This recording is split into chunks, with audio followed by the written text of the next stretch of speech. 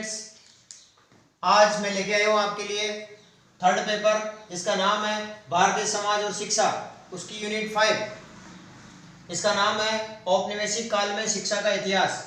इसको अपन पढ़ने जा रहे हैं। ये अपना पार्ट 2 है। पार्ट फर्स्ट में अपन ने पेपर फर्स्ट पढ़ा था, अब पार्ट 2 है और यूनिट 5 है। इसको अंत तक देखिएगा, बहुत इंपॉर्टेंट क्वेश्चन आपके लिए लेके आया हूँ और बहुत ही यूँ समझ लीजिए कि परीक्षा में आने वाले क्वेश्चन ऐसा प्रतीत होता है कि ये बहुत ही इंपॉर्टेंट क्वेश्चंस हैं। आप इसको अंत तक देखिए, लाइक करिए, शेयर कीजिए और अपने चैनल को सब्सक्राइब कीजिए। पहला क्वेश्चन इसमें बढ़ सकता है, नोट कर लेना। सत्यशोधक समाज की स्थापना किसने की थी? ज्योतिबा फुले ने की थी। दूसरा क्वेश्चन बढ़ सकता है, हंटर आयोग की स्थापना 1882 में हुई थी। तीसरा क्वेश्चन, आंगनवादी किस प्रकार की शिक्षा व्यवस्था चाहते थे, है ना? तो नोट कर लेना, इंपॉर्टेंट क्वेश्चन है कि अंग्रेज आंगनवादी आंग्ल भाषा को मानने वाले कौन सी व्यवस्था भारत में चाहते थे? तो आंगनवादी आधुनिक पाश्चात्य संस्कृति को, पाश्चात्य सभ्यता को सर्वश्रेष्ठ मानते थे।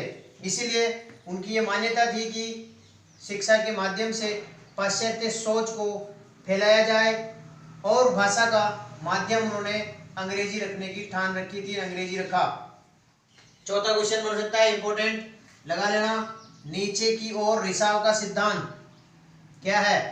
तो औपनिवेशिक काल में, उपनिवेश के समय में एक वर्ग का कहना था कि शिक्षा ऊपर से नीचे की ओर छन कर नीचे पहुंचती है ना? यानी कि शिक्षा, एक वर्ग ये सोचता था कि शिक्षा ऊपर से नीचे पहुंचती है, अतः भारत में उच्च वर्ग को सबसे पहले शिक्षित किया जाए और ये उच्च वर्ग बाद में निम्न वर्ग को अब शिक्षा देंगे। इसी को छनना ना, ऊपर से नीचे की ओर छनती है शिक्षा, ऐसा वो मानते थे। यही शिक्षा नीचे की ओर रिसाव का सिद्धांत कहलाती है। पांचवा क्वेश्चन इंपॉर्टेंट हो सकता है, 1813 का चार्टर अधिनियम क्या है? इसमें मिशनरियों को भारत में काम करने की अनुमति दी गई और साथ ही धर्म का भी प्रचार करने की अनुमति मिल गई। इससे बड़े पैमाने पर अंग्रेजी विद्यालय की स्थापना हुई। इनको छठा क्वेश्चन, ईश्वर चंद्र विद्यासागर कौन थे? इनके बारे में पूछा जा सकता है।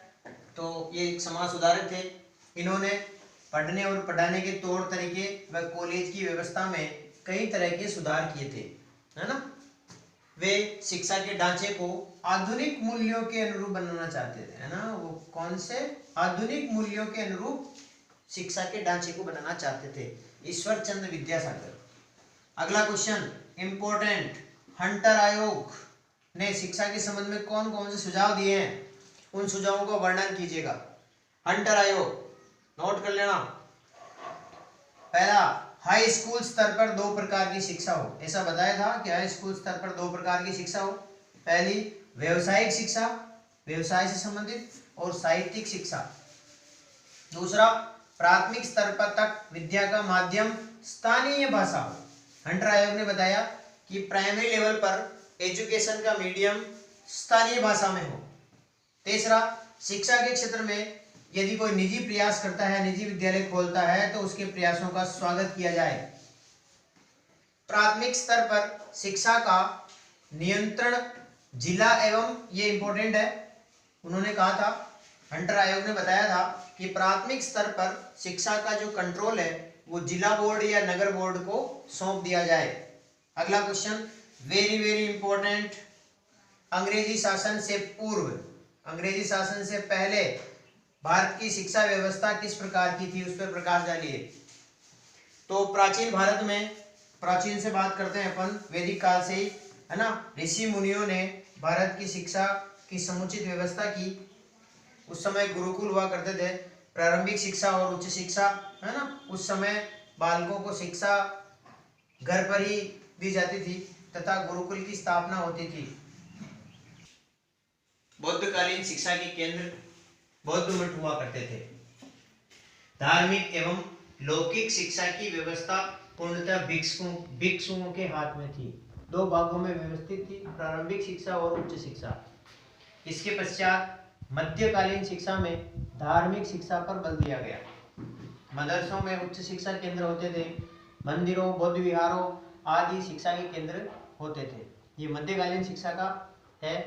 अब ये वेरी वेरी इंपॉर्टेंट क्वेश्चन आता है, मैकाले की शिक्षा पद्धति, मैकाले का विवरण पत्र और भारतीय शिक्षा में इसका योगदान। इंपॉर्टेंट क्वेश्चन बनेगा इस पूरे यूनिट की, सबसे इंपॉर्टेंट क्वेश्चन मैकाले की शिक्षा पद्धति, और इसको नोट कर लीजिए, याद कर लीजिएगा, बहुत महत्वपूर्ण क्वेश्चन है। मैकाले का विवरण पत्र। लॉर्ड मैकाले ने 2 फरवरी 1935 को अपना विवरण पत्र गवर्नर जनरल की काउंसिल में के समक्ष पेश किया, है ना। विवरण पत्र 2 फरवरी 1935 को लॉर्ड मैकाले ने अपना विवरण पत्र गवर्नर जनरल की काउंसिल में के सामने पेश किया। इस विवरण पत्र में मैकाले ने प्राच्य साहित्य एवं शिक्षा का खंडन किया। इस पत्र में यह बताया गया कि भारत की प्राचीन जो साहित्य है भारत का, वो और शिक्षा की जो पद्धति है वो उसका खंडन किया, विरोध किया। मैकाले ने साहित्य शब्द का ही बदल दिया, साहित्य का शब्द का मतलब ही अंग्रेजी साहित्य बता दिया उसने। मैकाले ने यह बताया कि साहित्य का मतलब अंग्रेजी साहित्य है, इंपॉर्टेंट ऐसा बताया है। भारत की प्रचलित भाषा को अविकसित भाषा और गंवारू भाषा मतलब बताया। भारत की जो उस समय की जो भाषा थी उसको नॉन डेवलप और गंवारू भाषा उसने बताया। एक अच्छे यूरोपीय पुस्तकालय की, देखो उसका ये जो कोटेशंस हैं, कोटेशन याद रखना। एक अच्छे यूरोपीय पुस्तकालय की एक अलमारी भारत तथा अरब के संपूर्ण साहित्य से कम महत्वपूर्ण नहीं है। यानी कि उसने ये बताया है मैकाले ने कि भाई यूरोपीय एक पुस्तकालय की केवल एक अलमारी में पूरे भारत और अरब का जो संपूर्ण साहित्य है वो भी उससे भी ज्यादा महत्वपूर्ण चीजें उसमें भरी पड़ी है। इस प्रकार एक भारतीय साहित्य का मैकाले ने उपहास बनाया। मैकाले ने अंग्रेजी भाषा की प्रशंसा में लिखा। मैकाले ने अंग्रेजी भाषा की प्रशंसा में लिखा, यह भाषा पाश्चात्य भाषा को भाषाओं में सर्वोपरि है। पाश्चात्य भाषाओं में यह सर्वोपरि है। इसे विश्व की सबसे बुद्धिमान जातियों ने रचा। देखो इतना तक कह दिया मैकाले ने कि अंग्रेजी भाषा को बुद्धिमान जातियों ने रचा। भारत में पाश्चात्य शिक्षा साहित्य का भारत में उसका क्या योगदान रहा मैकाले का, ये भी क्वेश्चन इसी में ऐड हो सकता है, अलग भी बन सकता है, इसलिए इसी में ऐड कर रहे हैं अपन कि भारत में पाश्चात्य जो शिक्षा है उसके प्रति मैकाले का क्या योगदान रहा है, भारत की शिक्षा में क्या उसका प्रभाव पड़ा। इसके फेवर में बात करते हैं तो स्थायी शिक्षा नीति स्थापित करने का श्रेय यदि जाता है तो वो मैकाले को जाता है। भारत की शिक्षा नीति स्थायी नहीं थी, उसको स्थापित करने का श्रेय जाता है तो वो मैकाले को जाता है। भारत में चले आ रहे प्राच्य पाश्चात्य विवाद को खत्म कर दिया इसने। पाश्चात्य जो विवाद था वो उसको खत्म कर दिया। इससे भारत ने पाश्चात्य ज्ञान विज्ञान का मार्ग प्रशस्त हुआ। भारत में मैकाले अंग्रेजी लेके आया तो उससे क्या हुआ, भारत का ज्ञान विज्ञान का मार्ग खुला और वो अन्य देशों की भाषाओं, वहाँ की संस्कृति को जानने का भी अवसर मिला। आधुनिक शिक्षा पद्धति को उसने प्रगति दी मैकाले ने। भारत में व्याप्त रूढ़िवादिता, अंधविश्वास, धार्मिक संकीर्णता को खत्म किया।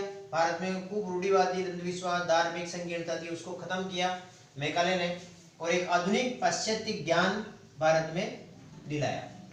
अंग्रेजी शिक्षा के प्रसार से राष्ट्रीय चेतना भी उत्पन्न हुई, क्योंकि जब हमने अंग्रेजी भाषा को पढ़ा तो उनके बारे में हमने जाना और एक राष्ट्रीय चेतना उत्पन्न हुई। इसके विपक्ष में हम कह सकते हैं कि मैकाले ने भारतीय साहित्य एवं अरबी साहित्य को बिना पढ़े ही इसकी कटु आलोचना की, ये उसकी अज्ञानता को दर्शाता है। मैकाले ने भारतीय दर्शन, इतिहास, ज्योतिष, चिकित्सा शास्त्र का उपहास किया, यह भी उसकी अज्ञानता का द्योतक है। ईसाई मिशनरियों को संरक्षण देना चाहता था वो, ईसाई मिशनरियों को, एवं भारत की धार्मिक एकता को नष्ट करना चाहता था। अंग्रेजी भाषा को शिक्षा का माध्यम बता करके भारत की प्राच्य भाषा की मैकाले ने उपेक्षा की। नोट कर लेना, एक बहुत इंपॉर्टेंट ये क्वेश्चन है। मैकाले का उद्देश्य भारत में अंग्रेजी शिक्षा का प्रचार प्रसार करना ही नहीं था, अपितु कंपनी के लिए सक्षम और वफादार कर्मचारी तैयार करना भी था, है ना। इंपॉर्टेंट चीज मेघालय उद्देश्य ये था, ये नहीं था कि वह इंग्लिश, ये तो था ही कि भाई अंग्रेजी शिक्षा का प्रचार प्रसार करना, लेकिन ये भी था कि वह अंग्रेजी का प्रचार प्रसार करके एक सक्षम और वफादार कर्मचारी उससे तैयार होंगे। इस प्रकार मेघालय भारतीय संस्कृति, भारतीय भाषाओं, जनसाधारण की शिक्षा प्रसार में बाधक बना। अब आता अगला क्वेश्चन, वेरी इंपॉर्टेंट, बहुत इंपॉर्टेंट, समझ लीजिए क्वेश्चन को। या तो मेघालय की शिक्षा पद्धति आएगी एग्जाम में, या फिर हंटर कमीशन आएगा। भारतीय शिक्षा आयोग भी कहते हैं जिसे, 1882 में, है ना, भारतीय शिक्षा आयोग, जिसे हंटर कमीशन कहते हैं। विलियम हंटर की अध्यक्षता में भारतीय शिक्षा आयोग की नियुक्ति को हंटर कमीशन कहा जाता है। उद्देश्य, पहला, भारत में प्राथमिक शिक्षा की दशा को देखना व उसका विकास करना, उद्देश्य था।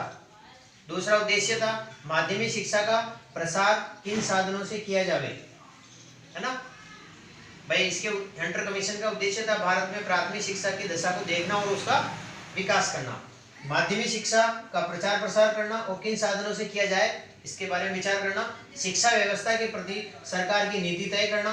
ये कुछ उद्देश्य हंटर कमीशन के थे। अब आता है इसकी सिफारिशें और इसके सुझाव, है ना। प्राथमिक शिक्षा अपन लेते हैं, प्राथमिक शिक्षा, शिक्षा का प्रसार करना, लिख लीजिएगा, प्राथमिक शिक्षा और माध्यमिक शिक्षा। प्राथमिक शिक्षा में शिक्षा का प्रसार करना, पिछड़ी जातियों और आदिवासियों को विशेष तरीके से उनको पढ़ाना लिखाना, ऐसी रणनीति बनाना। संचालन जिला परिषद और नगर पालिकाओं को सौंपा गया। गणित और कृषि पर जोर दिया गया। अब आता है माध्यमिक शिक्षा, सहायता अनुदान प्रणाली की पर जोर दिया गया। नोट कर लेना, सहायता अनुदान प्रणाली, हर जिले में एक विद्यालय हो माध्यमिक, ऐसा हंटर कमीशन ने बताया। 2, पाठ्यक्रमों की व्यवस्था, प्रशिक्षण विद्यालय ट्रेनिंग स्कूल हो, शिक्षा का माध्यम मातृभाषा में हो परंतु ज्ञान अंग्रेजी में हो। उच्च शिक्षा, इस कमीशन में शिक्षकों की नियुक्ति में यूरोपियन विश्वविद्यालय में पढ़े हुए भारतीयों को प्राथमिकता दी जाए, ऐसा बताया।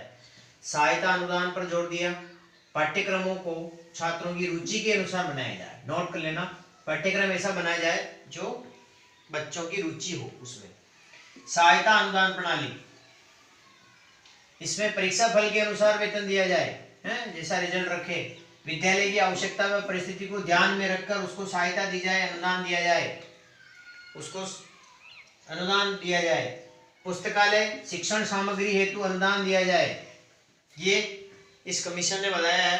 धार्मिक शिक्षा, किसी भी प्रकार धार्मिक शिक्षा न दी जावे। नोट कर लीजिए, भारतीय शिक्षा आयोग में बताया हंटर कमीशन में कि धार्मिक शिक्षा नहीं दी जावे।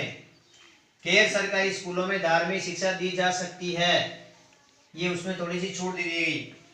मुस्लिमों की शिक्षा के प्रति क्या बताया कि उसे प्रोत्साहित की जाए, शिक्षा में फारसी भी पढ़ाई जाए, छात्रवृत्तियां दिया जाए उनको, और इनको नौकरियों में उचित अनुपात हो। स्त्री शिक्षा पर जोर दिया, इन्हें अधिक आर्थिक सहायता दी जावे। नोट कर लेना, बालिका शिक्षा के लिए, स्त्री शिक्षा के लिए सहायता दी जाए। छात्रवृत्तियां, है ना, स्कॉलरशिप और निःशुल्क शिक्षा दी जावे महिलाओं को। स्त्री शिक्षा पर बल दिया। बालिका शिक्षा को प्रोत्साहित किया जाए। इस प्रकार हम मूल्यांकन कर सकते हैं इस कमीशन का कि इसका भारतीय इतिहास में एक बहुत ही अद्वितीय स्थान रहा है। भारतीय शिक्षा आयोग का, हंटर कमीशन का भारतीय इतिहास में अद्वितीय योगदान रहा है। इससे भारत में शैक्षिक जागृति हुई है, शिक्षा के प्रति जागृति उत्पन्न हुई है। देश में प्राथमिक विद्यालयों का जाल सा बिछ गया। तो ये कुछ क्वेश्चंस इम्पोर्टेंट थे और इनको अच्छी तरह से याद कर लेना, ये आपके बहुत कारगर सिद्ध होंगे। हमारे इस चैनल को लाइक, शेयर, सब्सक्राइब कर देवें और बेल आइकन दबाएं, जिससे आपको नए नए वीडियोस के नोटिफिकेशन मिले। आपको कोशिश करूंगा मैं कि आपका सारा कोर्स समय पर पूरा हो। बहुत बहुत धन्यवाद।